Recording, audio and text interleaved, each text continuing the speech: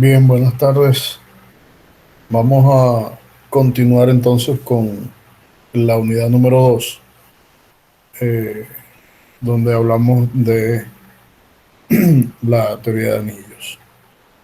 Bien, lo último que hablamos la clase pasada fue acerca de lo que es un ideal y logramos mostrar que si tenemos y un ideal cualquiera, un ideal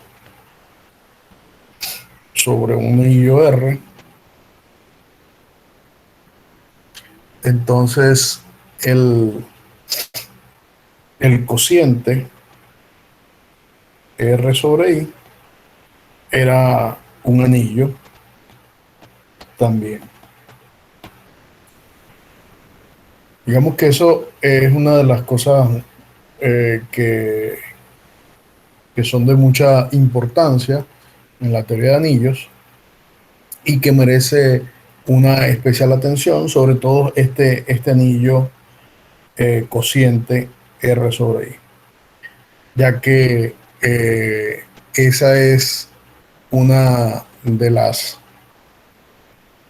cosas que son fundamentales, la construcción de ese tipo de anillos para estudiar la resolubilidad con teoría de Galois, que es resolubilidad de ecuaciones polinómicas por radicales. Ahora bien, ese anillo adquiere una especial connotación cuando el anillo R, o sea, el anillo cociente es especial, cuando el anillo R se transforma o lo tomamos como los racionales, los reales o los complejos. ¿Ya? Entonces, ese anillo es un tipo especial eh, de anillo cociente. Ahora bien, vamos a introducir el concepto de maximalidad para ideales, ¿verdad? Que lo debemos definir de la siguiente forma. Vamos a ir a definir un ideal maximal.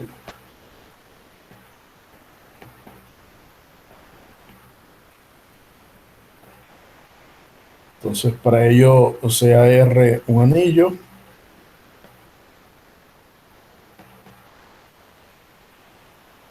y tomemos I un subconjunto del anillo que sea un ideal. Entonces, diremos que I es un ideal maximal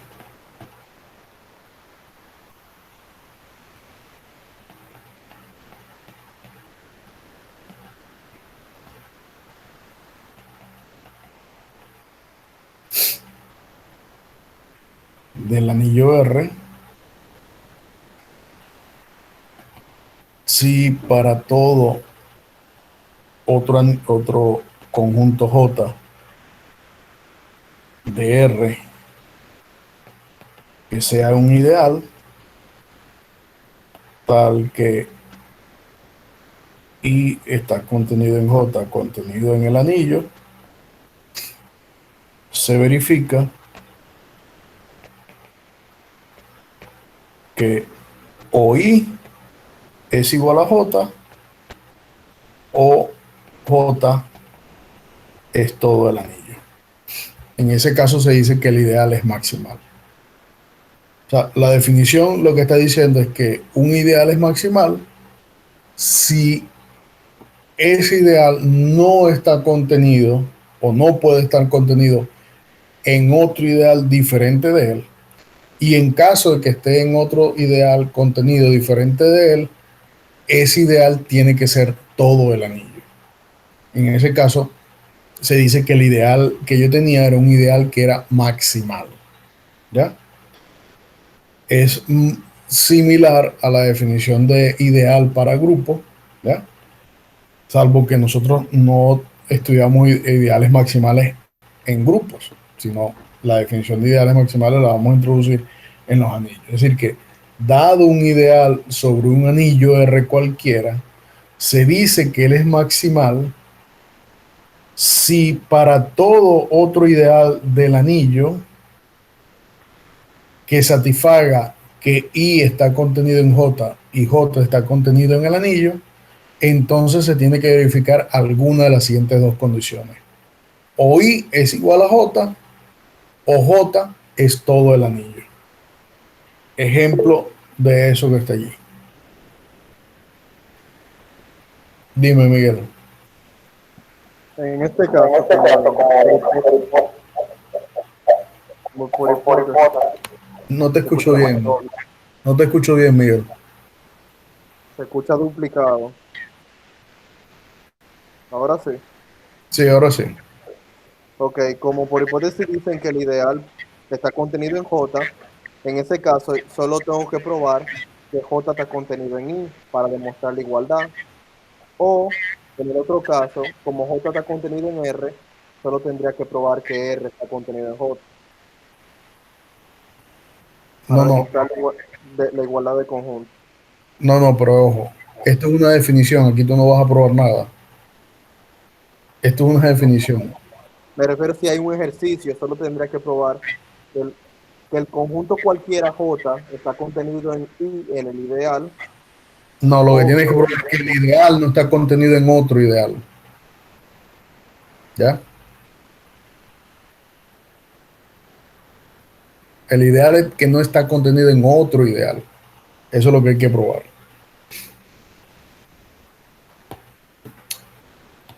Bien, vamos a ver un ejemplo de eso que está allí.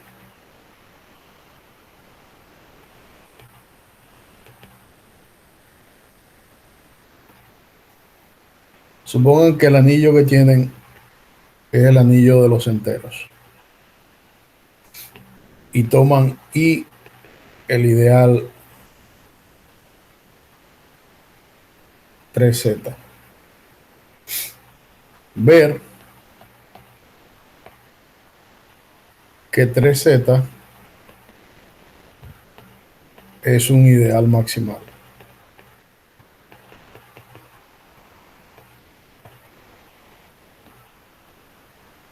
Ok, si yo quiero que ver que ese es un ideal maximal, lo que tengo que tratar de aplicar la definición. Suponga, supongamos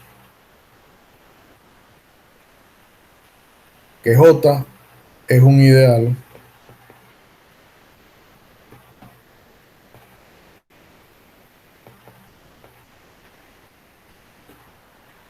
de Z,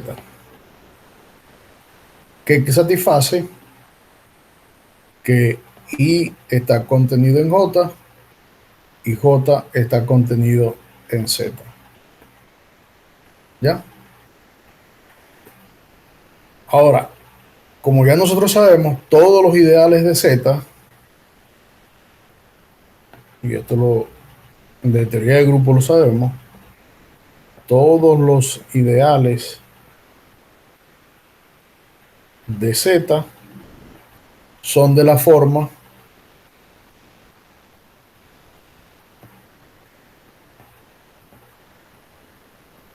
NZ, con N, un natural cualquiera. ¿Ya? Entonces, bueno, como eso es así, sea J un ideal de la forma NZ. ¿Ya? Bien, si J es un ideal de la forma NZ, quiere decir que 3Z está contenido en NZ, ¿verdad? Entonces, eso implica automáticamente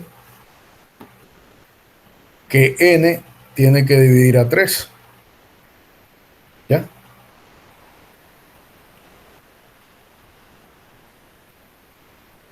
¿Sí o no?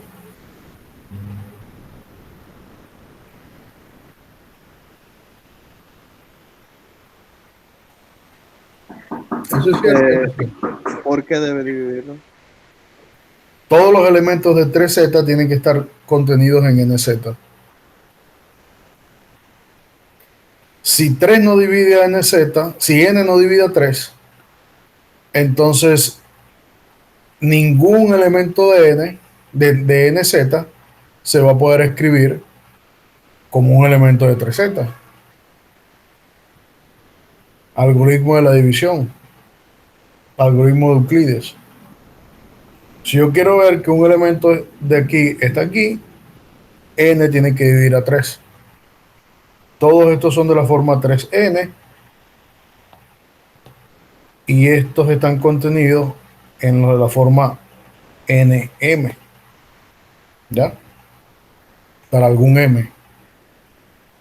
Vamos a poner aquí 3k, es decir, todos los elementos de 3z se escriben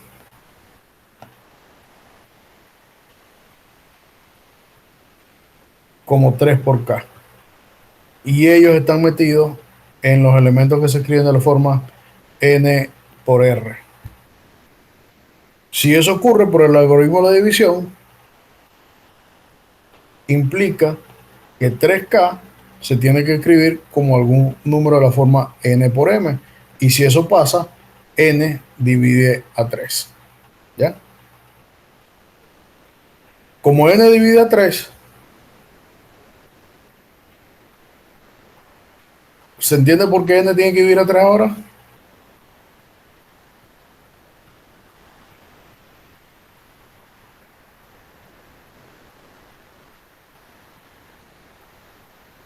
Sí. Ok. Como todos los elementos del ideal 3z se escriben de la forma n por m, entonces, en particular, para k igual 1, 3 tiene que ser igual a n, perdón, aquí yo puse m, vamos a poner r, n por r. Pero como 3 es primo,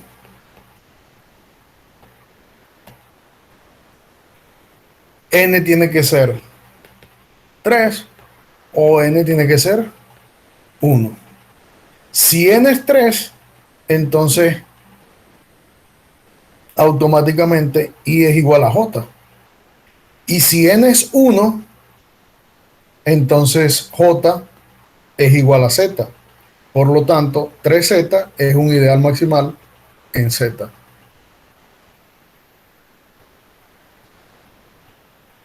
¿Se entiende? ¿Por qué 3z es un ideal maximal?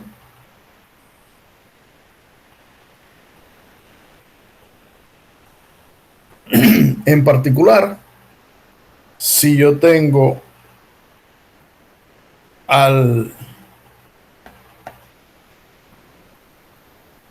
anillo de los enteros, los ideales maximales de ese anillo de enteros, pudiéramos sacar aquí un corolario. Z, el anillo de los enteros. Entonces, PZ con P'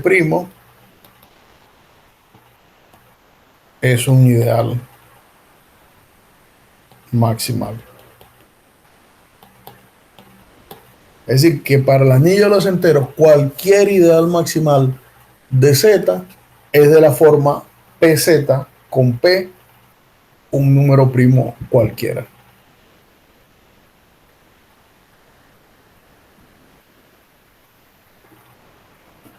Bien.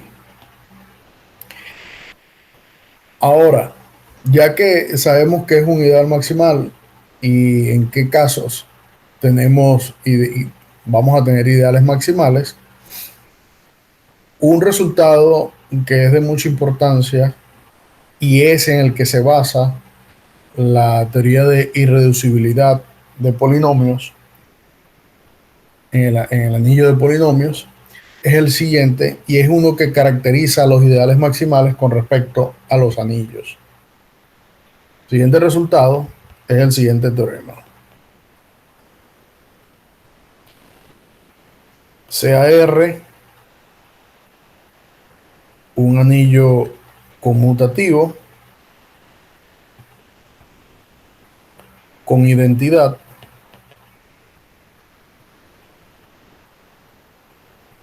y sea I un ideal maximal, un ideal de R.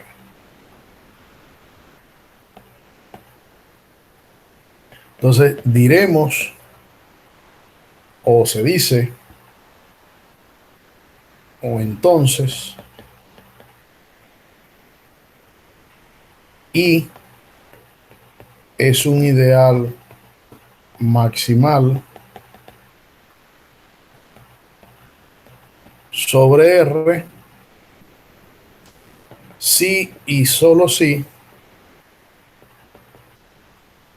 R sobre I es un cuerpo.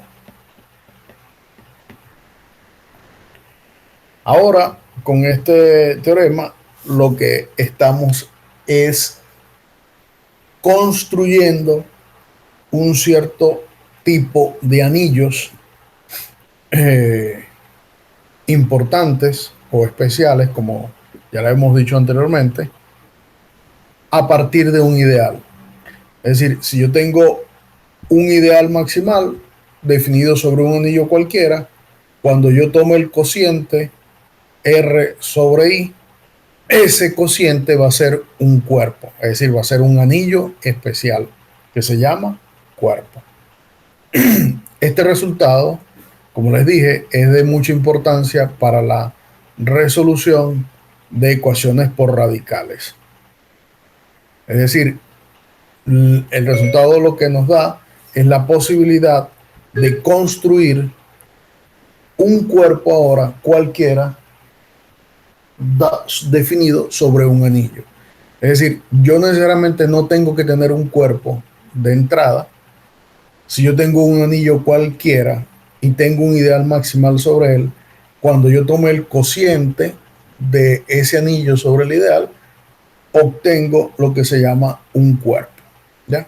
Y como les dije, todo esto que estamos viendo en teoría de anillos, la idea es construir herramientas para la resolubilidad o la solubilidad de ecuaciones polinómicas por radicales.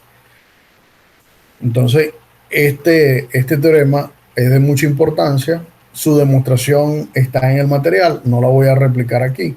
Sencillamente basta que lo lean en el material. Y como les dije, su importancia radica en construir a partir de un anillo conmutativo con identidad un nuevo tipo de anillo que se llama el anillo cuerpo, el anillo especial que se llama cuerpo, dado cualquier anillo. Ahora bien, esto nos da pie, ¿verdad?, a pensar en qué va a pasar cuando veamos más adelante irresolubilidad de ecuaciones polinómicas. Y vamos a mostrar qué es lo que nosotros queremos hacer. Por ejemplo, eh, en general, cuando nosotros tenemos un polinomio, ese polinomio lo podemos definir sobre cualquier cuerpo, ¿ya? En particular, si yo tengo un polinomio definido sobre el anillo con coeficientes racionales, ¿ya?, que es como generalmente se consiguen las expresiones polinómicas, y tengo P de X, un polinomio irreducible, ¿verdad?, sobre ese anillo,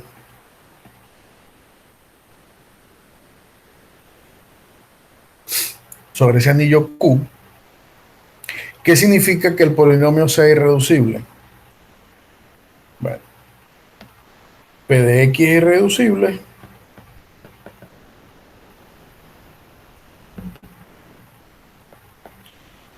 si P de X se puede escribir como Q de X por R de X, donde Q de X o R de X es constante. Es decir, se puede escribir como una constante por un polinomio. ¿Ya? En ese caso vamos a decir que el polinomio es irreducible. Más adelante veremos cómo esos polinomios irreducibles se llaman primos, polinomios primitivos o polinomios primos. Entonces la idea es que si yo tengo Q de X sobre un polinomio P de X, yo puedo generar un ideal Y a partir de ese polinomio P de X de la forma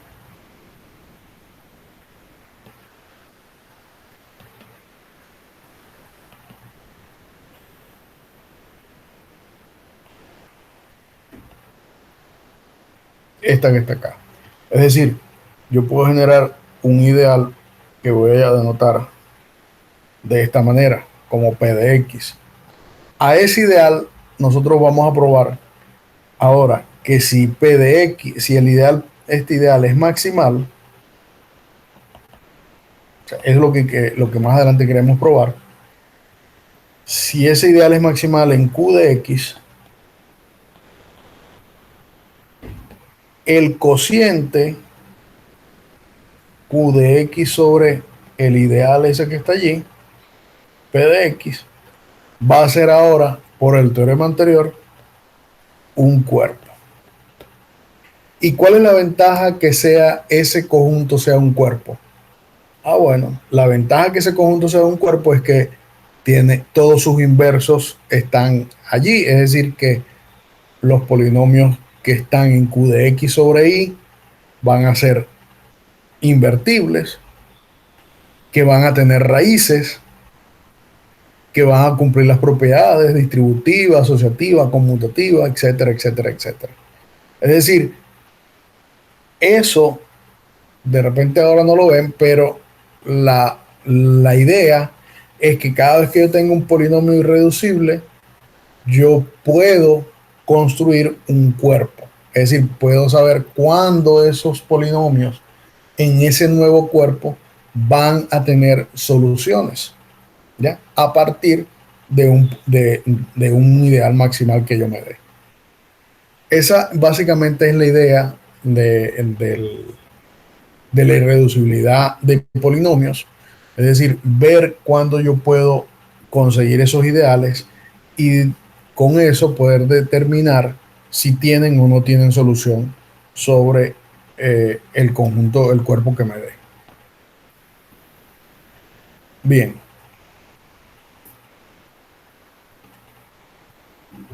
esa, aunque yo, eh, la idea que yo estoy dando es muy vaga, ¿verdad? Pero la idea que interesa es cómo yo puedo a partir de un cuerpo ir extendiendo ese cuerpo, es decir, irlo agrandando, que es al final lo que se llama extensiones de cuerpo, donde yo puedo ir agrandando ese cuerpo de tal manera que le voy agregando elementos para poder hacer un conjunto más grande de soluciones. Es decir, no sé si están entendiendo la idea, pero cuando yo hablo de irreducibilidad de polinomios, fíjense, por ejemplo, esto. X cuadrado más 1. Eso es un polinomio que es irreducible en los reales. ¿Sí o no? ¿Están de acuerdo que X cuadrado más 1 es un polinomio irreducible en los reales? Es irreducible. Es un polinomio que es irreducible. Entonces, la idea es que como él es un polinomio irreducible, tratar de ver dónde ese polinomio es reducible.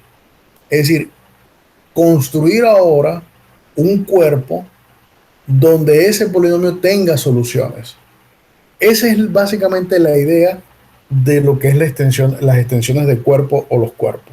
Es decir, tratar de determinar cuándo un polinomio de ese tipo termina siendo irreducible y en qué cuerpo termina siendo irreducible. Ahora bien, como yo necesito construir toda esa teoría, uno empieza teniendo un anillo, sobre un anillo construye un ideal o determina un ideal maximal, y a partir de ese anillo y ese ideal maximal sobre ese anillo, yo construyo un nuevo anillo especial que se llama un cuerpo. Es decir, el anillo cociente pasa a ser ahora un cuerpo. No necesariamente el anillo que yo tenía inicialmente tiene que ser un cuerpo. Lo que sí tiene que ser es un anillo conmutativo y con identidad. Si el anillo es conmutativo y con identidad, dado cualquier ideal maximal sobre ese anillo, el cociente del anillo sobre el ideal va a ser un cuerpo. Esa es la primera idea que tenemos que tener clara, ¿ya? Que es el resultado que les mostré. Ahora, en el caso anterior que yo les hice mención, si yo tenía Q de X y tenía P de X irreducible, yo construía el cuerpo Q de X sobre el ideal generado por P, y eso es un cuerpo.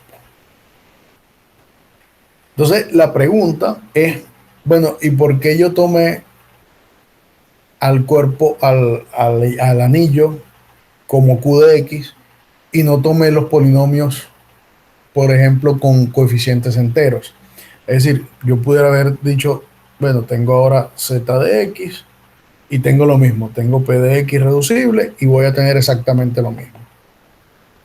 Entonces, pero uno podría decir, bueno, pero es exactamente igual, y la respuesta es no. ¿Por qué la respuesta es no? Porque nosotros sabemos que los enteros están contenidos en los racionales y por lo tanto este nuevo cuerpo que yo obtengo es un cuerpo que tiene menos polinomios que el polinomio Q de X. Entonces ahí es donde entra en juego la noción, ¿verdad?, de una extensión o de sumergir un anillo en otro, ¿ya? Y es, y es lo que se conoce como la siguiente definición.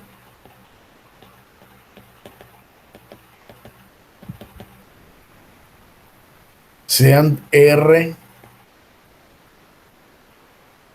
y R',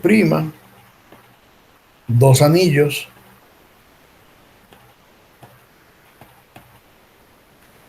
entonces diremos que R se puede sumergir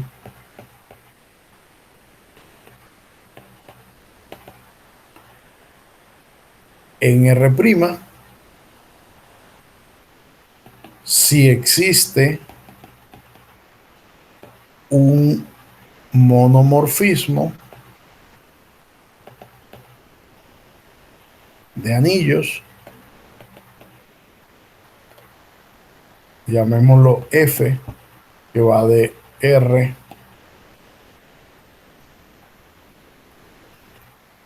en R', ¿ya? Entonces, con esta definición lo que estamos diciendo es que yo, cada vez que yo tengo un anillo, yo voy a decir que ese anillo se puede sumergir en otro. Es decir, es como si yo agarrara, hiciera una copia del anillo R y la metiera dentro del anillo R', ¿ya? Si existe un monomorfismo de R en R'. ¿Qué significa que sea monomorfismo nada más? Que tienen uno como morfismo inyectivo. Que es inyectivo solamente. O sea, que un monomorfismo es un homomorfismo que solamente es inyectivo.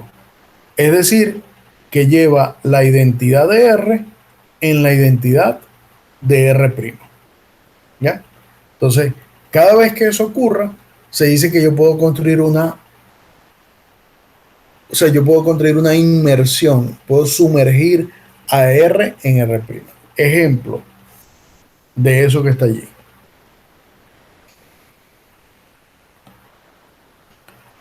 ¿Cómo yo puedo construir una inmersión de Z en los racionales? Bueno, yo lo que tengo que sencillamente es construir un monomorfismo F que lleve a los racionales, a los enteros, en los racionales. ¿De qué forma? Bueno, que a cada M lo envíe en M sobre 1. Esto, evidentemente, es fácil verificar que F es un monomorfismo, es decir, que es inyectivo, y además que la imagen de F es exactamente todo Z. ¿Ya? ¿Está claro eso? Sí.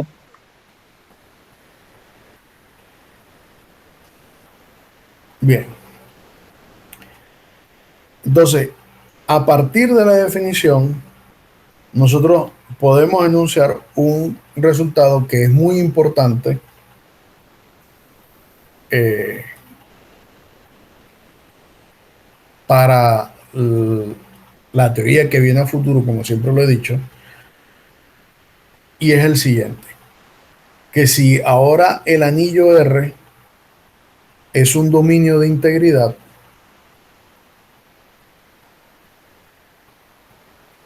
¿qué es un dominio de integridad?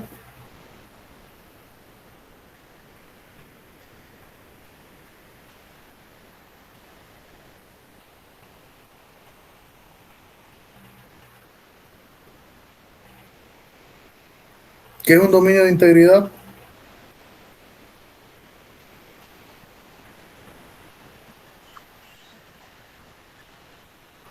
No te escuché, Manuel. Bueno, yo decía que cuando mi actividad es cuando yo tengo un grupo y ese grupo satisface que no tiene división de cero. No te escuché nada, pero dijiste algo como grupo, no, nada de grupo, olvídate de grupo. ¿Qué es un dominio de integridad? Escríbelo si quieres en el chat porque no te escuchamos nada.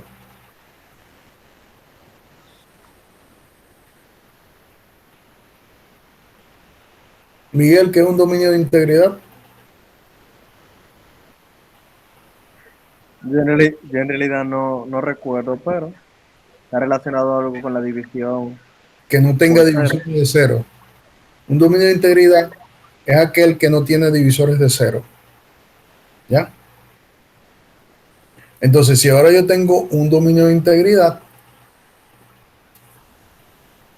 existe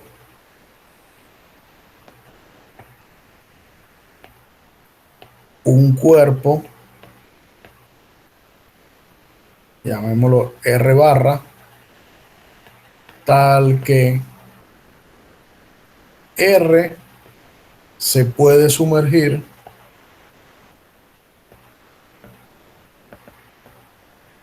en R barra. Y además, a R barra se le, se le llama cuerpo minimal. Minimal en el sentido de que si existe otro cuerpo F tal que R se puede sumergir en F, entonces R barra también se sumerge en F. Eso es lo que dice que sea minimal. Esta demostración tiene que ver con los teoremas de isomorfismo. Voy a dar, por ejemplo, si yo puedo sumergir R en R barra, es decir, lo que yo sé es que si yo me doy dos anillos, R y llamámoslo R', yo siempre puedo conseguir, bueno, siempre no, puedo conseguir un homomorfismo de F en R' que sea inyectivo,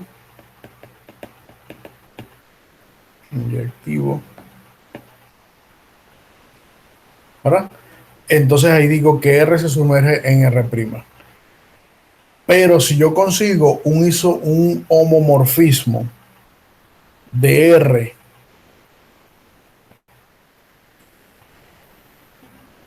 en R sobre I, me doy un ideal sobre R y consigo un homomorfismo que vaya de R en R sobre I, ¿verdad? Esto que está acá, por el primer teorema de isomorfismo, dice que son isomorfos, es decir, y como esto es un cuerpo, porque ya lo acabamos de demostrar hace rato, entonces R siempre se puede sumergir en un cuerpo. ¿Cuál cuerpo? El cociente entre un ideal del anillo y R. ¿Ya? Entonces, esto que está acá, digamos que es cierto. Esta demostración necesita de otros argumentos que nosotros no hemos tocado acá y por lo tanto no voy a dar una demostración de este hecho, pero si alguien tiene la curiosidad de conocer la demostración de este hecho, entonces sencillamente puede consultar un libro de álgebra moderna donde allí sí hay una demostración de este hecho que está allí. Pero lo que me interesa es que conectemos el teorema anterior con este teorema. Es decir, en el teorema anterior decíamos que si usted tenía R un anillo y un ideal maximal, entonces yo construía un nuevo ideal, un nuevo anillo, el anillo R sobre I, que era un cuerpo. Ahora, lo que está diciendo este teorema es que si yo tengo R un anillo, yo siempre lo voy a poder sumergir y que sea un dominio de integridad, yo siempre lo voy a poder sumergir en un cuerpo. ¿Ya? ¿En qué cuerpo? Bueno, el teorema no dice cuál, pero nosotros podemos hacer la construcción de ese cuerpo. Dime, Miguel. En este caso, como Z es un dominio de integridad, entonces, en este caso, Q podría ser el cuerpo minimal en el cual Z se sumerge. Viéndolo de esa manera, sí.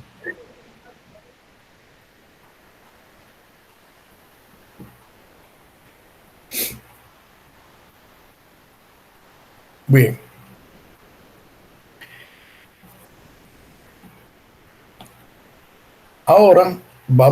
Ahora sí a entrar en el tema, digamos, neurálgico de esta unidad, que son los anillos de polinomios.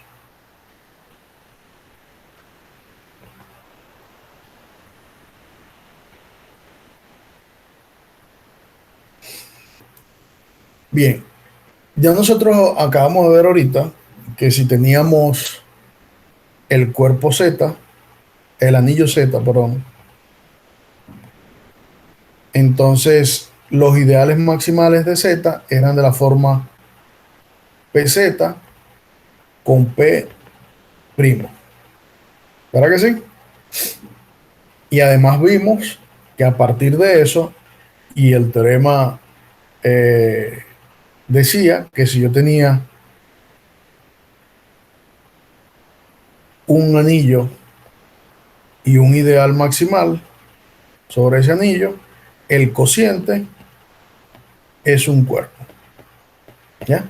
Entonces, de alguna manera ya hemos construido un cuerpo a partir de un anillo. Es decir, yo tengo Z, tengo el anillo PZ, ese anillo es el nuevo anillo Z sobre PZ, es un cuerpo y además un cuerpo finito, es el cuerpo de todas las fracciones ¿De quién? De Z en Q, es decir, el cuerpo de los números racionales. Ahora, en realidad nosotros hemos hablado siempre del anillo de polinomio, pero no hemos construido el anillo de polinomio. La idea es que nosotros podamos construir el anillo de polinomios general, es decir, cómo son los polinomios. Es decir, que si yo tengo ahora K, un cuerpo, ¿quién es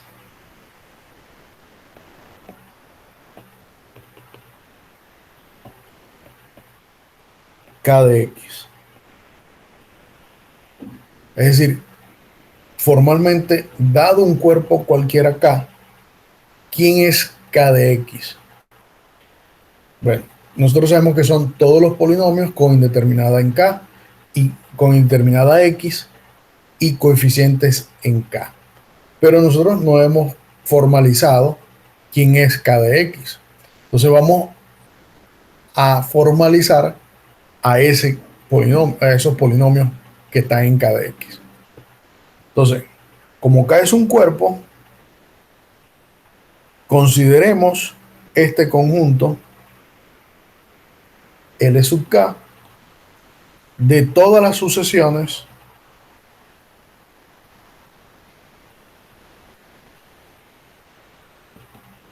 donde estos elementos a sub n pertenecen a K, para todo n en los naturales. Es decir, me voy a construir un conjunto L sub K, que es el conjunto de todas las sucesiones, ¿ya? Todas las sucesiones, donde estas sucesiones son de forma infinita. Por ejemplo, yo puedo tener la sucesión a 0, 0, 0, 0, 0, 0, 0, 0, 0, infinitas veces. O a 0, a 1, 0, 0, 0, 0, 0, todas esas que están allí. Cuando n es un número natural, se dicen sucesiones infinitas de términos. ¿Entendido? Donde la sucesión 0 es la sucesión que está compuesta por 0, 0, 0, 0, 0, 0, indeterminadas veces. ¿Está claro eso?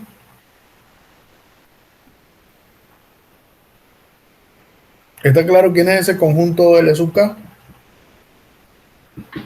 Sí. Ok. Como ese conjunto es un conjunto de todas las sucesiones infinitas, yo me voy a dar ahora L sub K asterisco, que es el mismo conjunto de todas las sucesiones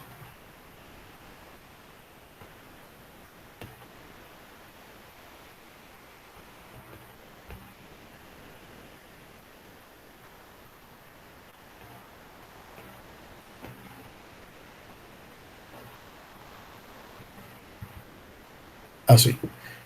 Ahora me doy el conjunto de todas las sucesiones que a partir de un cierto n se anulan.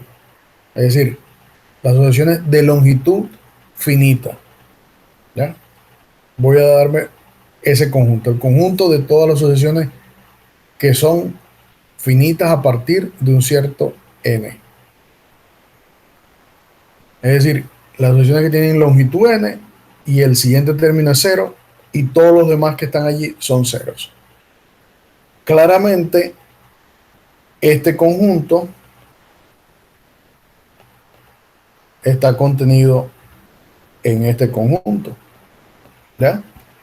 Porque en L sub K son todas las sucesiones que son infinitas y en L sub K asterisco son todas las sucesiones que son finitas a partir de un cierto elemento. ¿Y qué significa eso en realidad? Bueno, lo que significa es que yo estoy construyendo conjuntos que voy a asociar con un nombre que nosotros conocemos en los polinomios, que es el grado, ¿ya? Es decir, que al L sub K', yo voy a definir el grado de esas sucesiones. Es decir, Si se hacen 0 a partir de 3, L sub K' sería el conjunto de todas las sucesiones de longitud 3. Si a partir de 5 se hace 0, entonces el conjunto de todas las sucesiones que tienen grado 5, es decir, que solamente tienen longitud 5. ¿Ya? Entonces, ¿cómo formalizamos eso? De la siguiente forma. Sea A un elemento de L sub K estrella con A distinto de 0, entonces A se va a escribir como A0, A1, A2, A sub n, 0, 0, 0, 0. Se llama al grado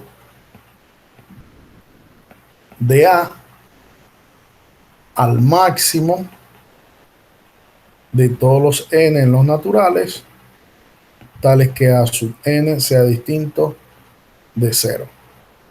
Y eso es lo que vamos a denotar nosotros como el grado de la sucesión. ¿Ya?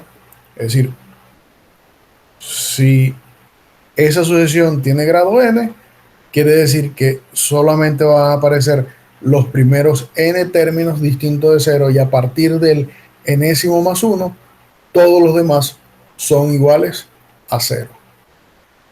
Infinitamente. Entonces, a eso es lo que yo defino el grado. Ahora, una vez que yo defina el grado, como eso que está allí, quiere decir que yo sobre LK estrella, ahora lo voy a dotar de dos operaciones, de la suma y del producto. Y cuando yo a L sub K estrella le dé dos operaciones, suma y producto, en realidad lo que estoy dándole es una estructura de anillo. Es decir, estoy construyendo ahora un anillo y además ese anillo conmutativo. ¿Ya?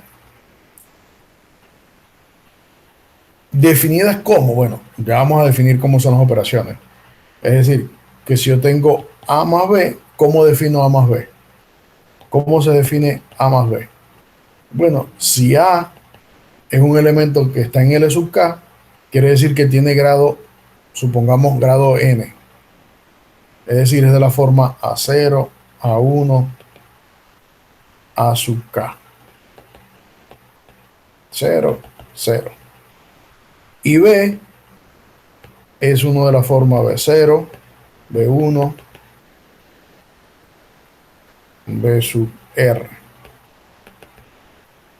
0. ¿Ya? ¿Y cómo sumo yo A más B? Bueno, como yo tengo sucesiones, sumo componente a componente. Es decir, A0 más B0 más B1 más B1 más... Ahora, tengo un problema que si K es más grande que R o R es más grande que K, ¿qué pasa? Bueno, sencillamente sumaré hasta donde coincidan y a partir de allí agrego los elementos que están allí. ¿Qué quiero decir con eso? Que si yo tengo A0, A1, A sub K, 0, 0, y B, B0, B1, B sub R, 0, 0 y 0, yo voy a definir quién es A más B. Bueno, si si K es más grande que R, sencillamente A más B será ¿quién?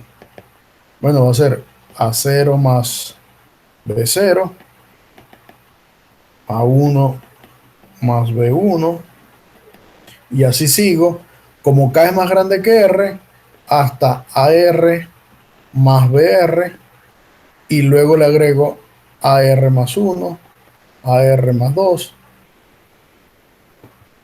A, y sigo así hasta AR, perdón, hasta acá,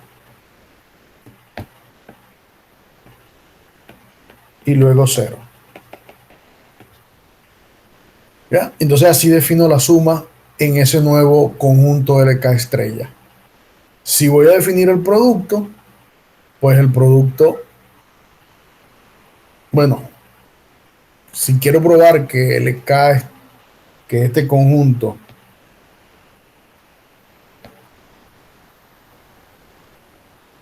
LK estrella es un anillo, tengo que probar ahora que con la suma es un grupo abeliano. Es decir, que se satisfacen todas las propiedades de grupos abelianos. Eso queda como ejercicio. Verificar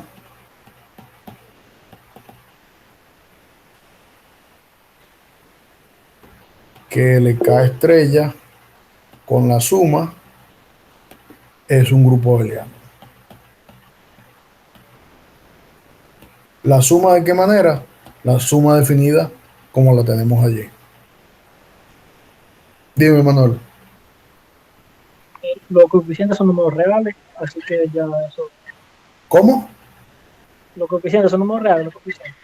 Los términos de la asociación. ¿Cómo definimos el E sub K?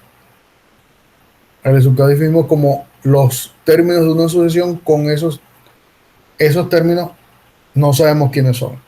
Solamente sabemos acerca de los índices. ¿Ya? Bien. Recuérdense que aquí el cuerpo es K. Los coeficientes A sub K están en el cuerpo K. ¿Ya? Donde K es cualquier cuerpo. Ok, entonces el producto A por B, ¿cómo lo vamos a definir entonces el producto A por B? Bueno, el producto A por B va a ser un elemento C que es de la forma C0, C1, C sub S, 0, 0, 0. ¿Verdad? Donde S es igual a R más K.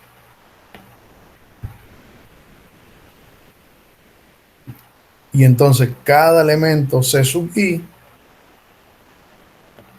va a ser sumatoria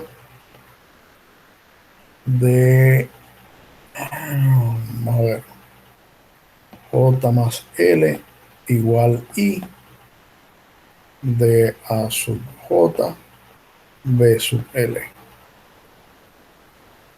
para todo I en este conjunto.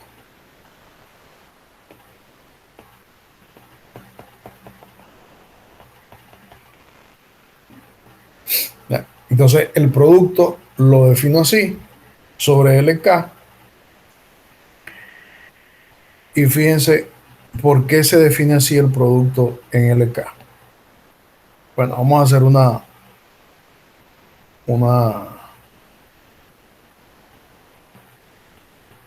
supónganse que yo tengo A0, A1, A2, A sub R, perdón, este es A, y B, B0, B1, B2, B sub S, vamos a ponerle BK.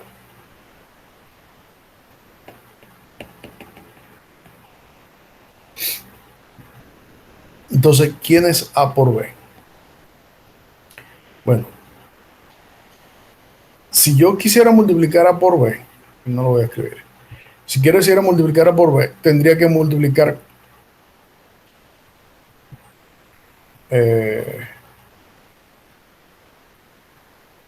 estos dos elementos, es decir, A0, todo el vector A0 por todo el vector B, entonces me quedaría que el primer elemento sería multiplicar A0 por cada uno de estos que están acá.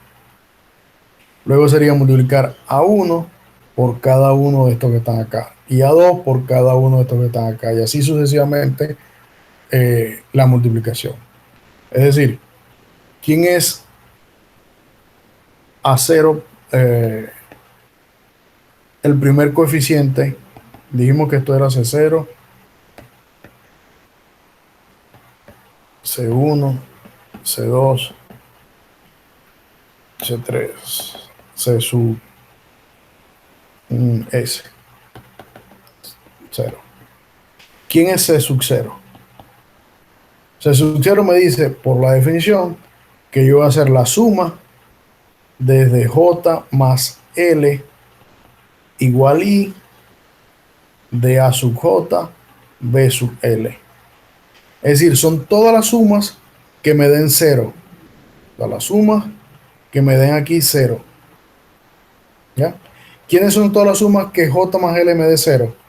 Bueno, los únicos que los índices al sumarlos me dan 0 son el primero de A y el primero de B. Es decir, que el primer elemento de esa multiplicación es A0 por B0. Y no hay más elementos. ¿Ya? Porque no hay ninguno más que la suma de sus índices me dé 0. ¿Quién es el segundo elemento? C1. Son todas las sumas de los índices que me den 1 de A sub J, B sub L. ¿Quiénes son todos los posibles productos que me den 1 en su índice, en la suma de sus índices? Sería A0 por B1 más A1 por B0. ¿Ya? Y no hay más nadie que la suma de sus índices me dé 1. ¿Quién sería C sub 2? Serían todos los posibles productos tales que la suma de sus índices me den 2. ¿Quiénes son los posibles productos que la suma de sus índices me den 2? Sería A1, B1. Sería A0 por B2 más A1 por B1 más A2 por B0. Y no hay más nadie que la suma de sus índices me den 0. Y así sucesivamente yo puedo seguir haciendo todos los productos y me voy dando cuenta quiénes son los elementos que están definidos en esa suma. ¿Me han entendido?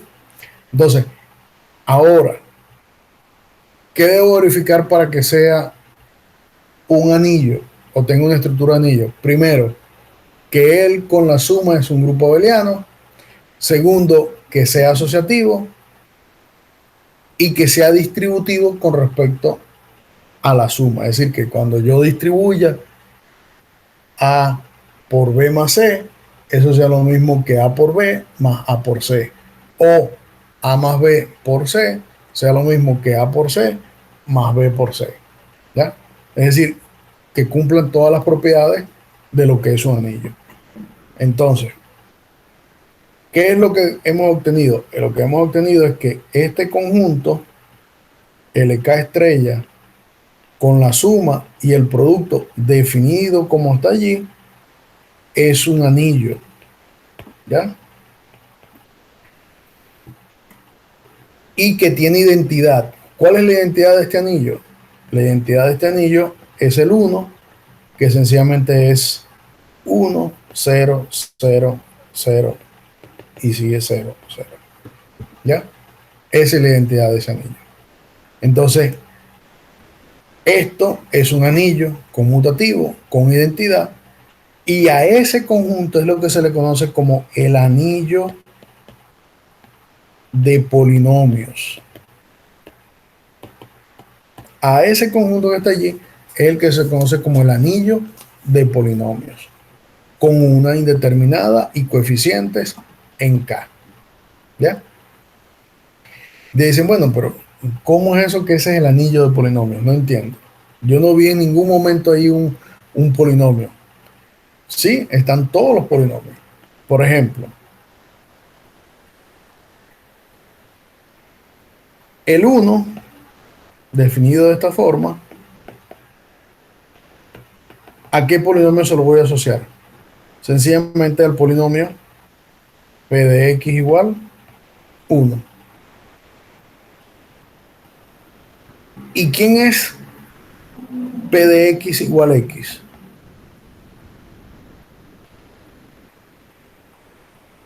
Bueno, sencillamente ese va a ser el polinomio este que está acá.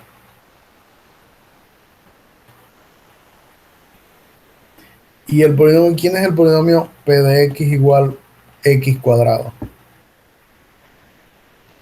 Entonces ahí digo, bueno, si yo quiero construir x cuadrado, sencillamente multiplico x por x. ¿Y quién es x por x? Es agarrar 0, 1, 0, 0, 0, 0, infinitas veces y lo multiplico por el mismo.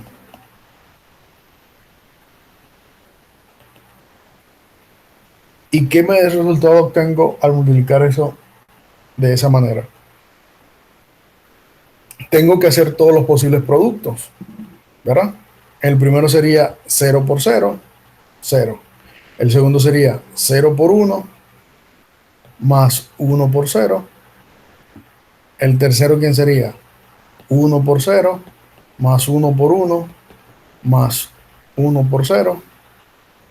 Y después de ahí en adelante todo me va a dar 0 por 0 por 0 por 0 por 0 por 0 por 0, que serían 0. ¿Y esto cuánto da? Da 0, 0, este también 0, 0, 0, 1, 0, y así sucesivamente. Entonces este es el polinomio p de x igual x cuadrado.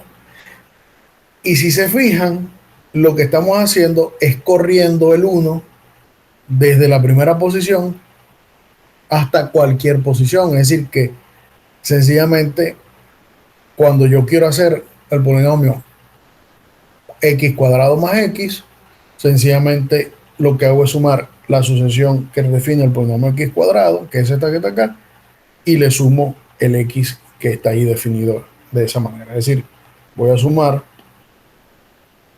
este más este. ¿Ya? Es decir, que en general, si yo tengo xn,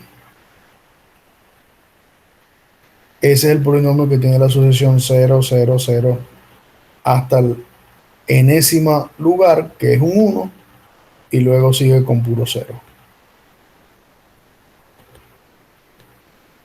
¿Ya? Y ese entonces es el polinomio que está allí. Ahora, ¿cuál es el grado de los polinomios? Bien. ¿El grado de este polinomio cuál es?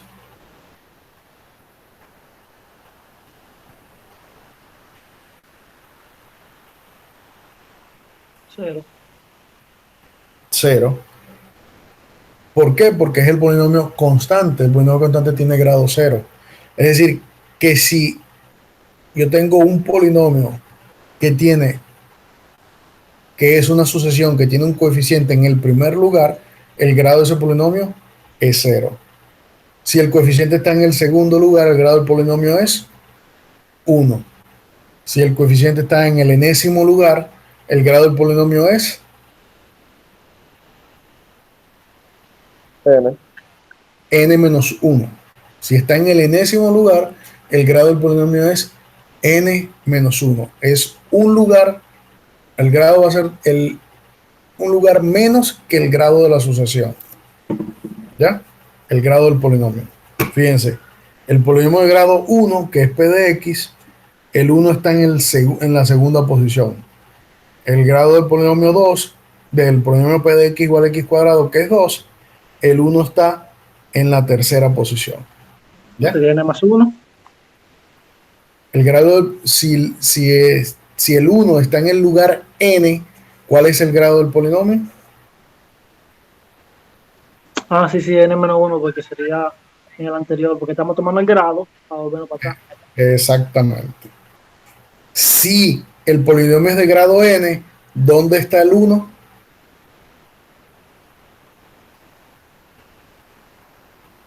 Si el polinomio es de grado En la n, posición ¿dónde? n más 1. En la posición n más 1. Muy bien.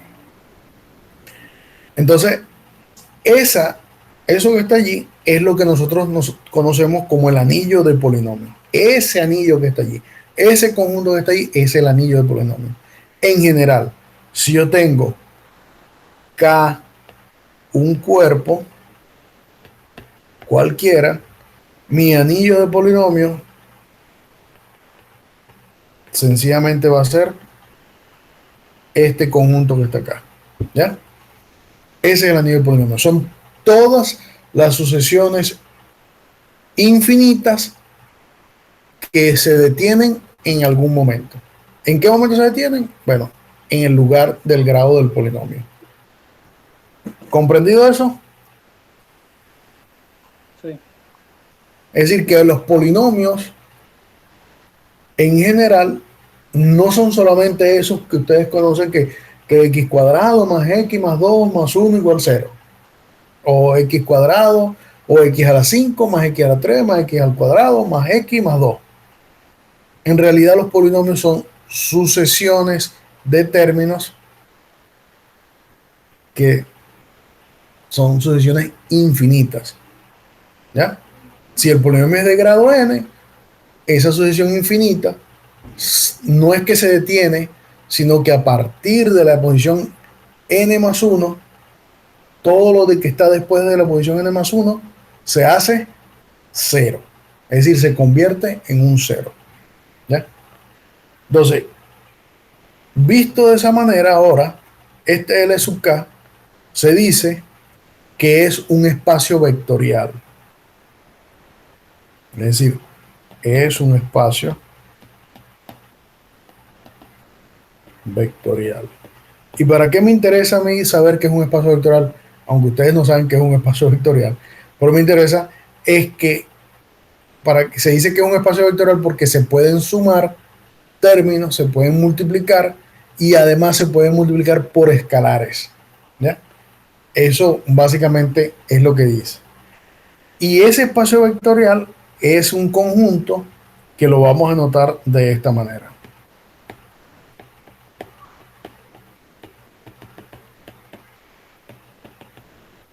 ¿Ya? Donde ahora esos vectores que estaban allá, yo los voy a identificar con estos elementos que están acá. Es decir, x0, x1, x a la 2, x a la 3, x a la n, etcétera, etcétera, etcétera. ¿Ya? Es decir, que si a mí me dicen que yo tengo a un elemento de la forma a0, a1, a2, a sub k, 0, 0, 0. Y me dice, bueno, escribe el polinomio ese que está allí. Bueno, si yo quisiera escribir el polinomio ese que está allí, yo sé que esto va a ser ¿qué cosa? Esto va a ser a0,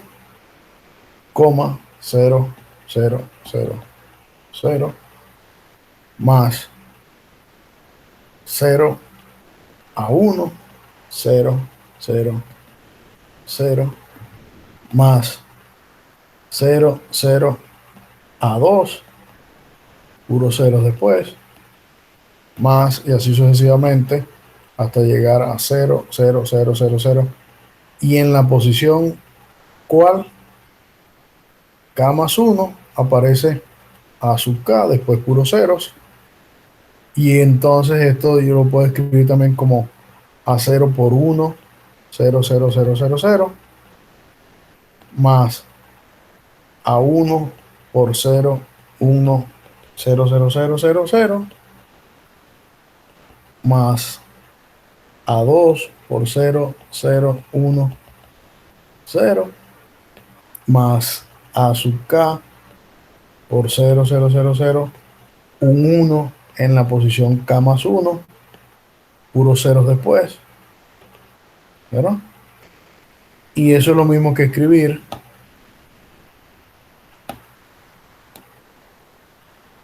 esto es lo mismo que escribir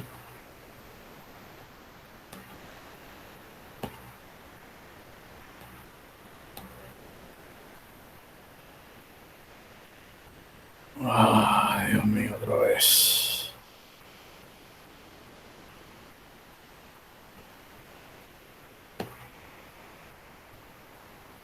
Esto es lo mismo que escribir que A0 más, bueno,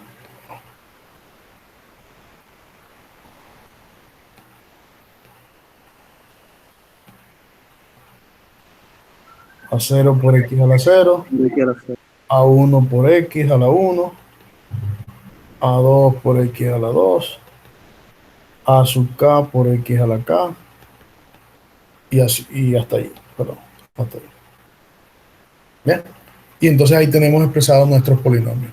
Es decir, que dado un polinomio cualquiera, yo siempre tengo que pensar es en una representación de ese polinomio. Cuando nosotros nos dan un polinomio eh, x cuadrado más 13x más 2, en realidad nos están dando una representación de una sucesión de unas sumas y productos de sucesiones. Es decir, me están dando es 1 por 0, 0, 1, 0, 0, 0, 0 y más 3 por 0, 1, 0, 0 más 2 por 1, 0, 0, 0. ¿Ya? Eso en realidad es lo que tengo. Y por eso es que yo puedo sumar polinomios, puedo multiplicar polinomios, puedo restar polinomios, puedo hacer todas las operaciones que están definidas sobre el cuerpo que me den. Dime, Manuel. A ese conjunto L de X es a lo que se le llama el grupo de Galois. No, ese es el anillo de polinomios. Okay.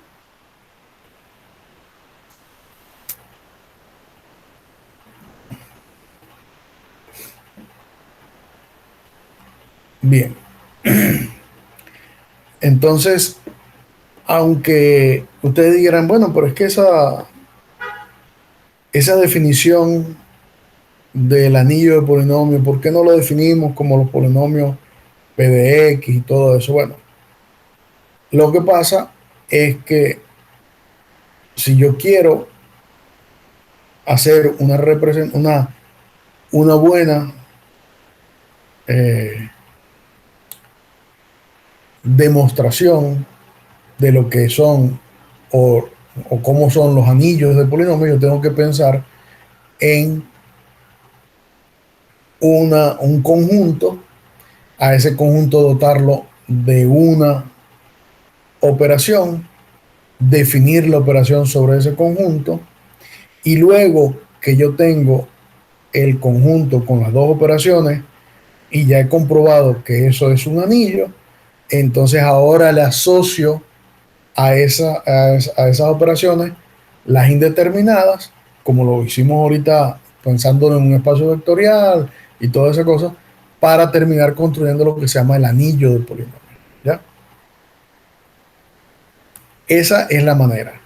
Ahora, una vez que ya tenemos eso que está allí, es decir, supongamos que tenemos K un cuerpo, donde a este cuerpo ahora no necesariamente le estamos pidiendo que sea finito, puede ser infinito, ¿ya? Entonces yo voy a construir un conjunto que llamaré P de K, ¿ya? Como el conjunto de todas las funciones que van, o de todos los homomorfismos que van de K en K, tales que f de alfa se va a escribir sencillamente como esto que está aquí.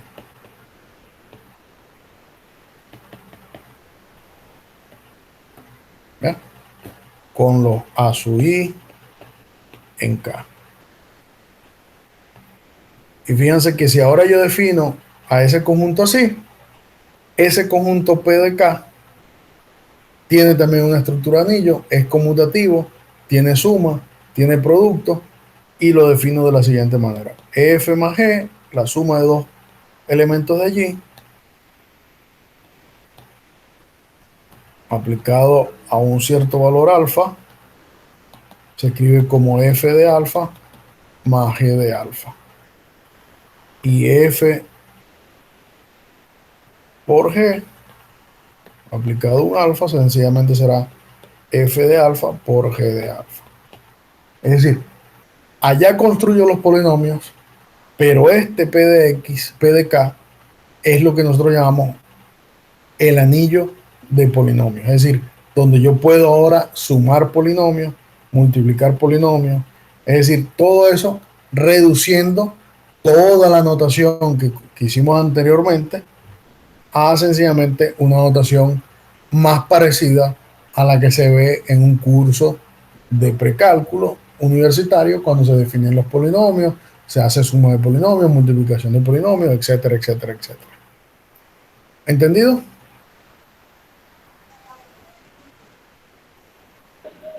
Sí, maestro.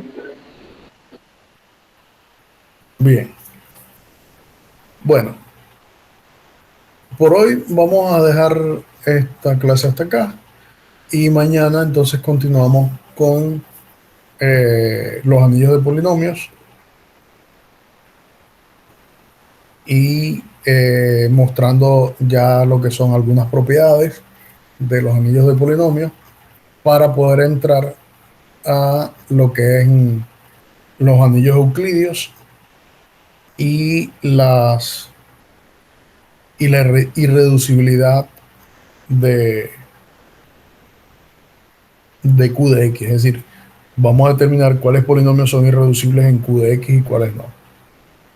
Entonces, por ahora lo dejamos hasta acá. Que pasen feliz tarde.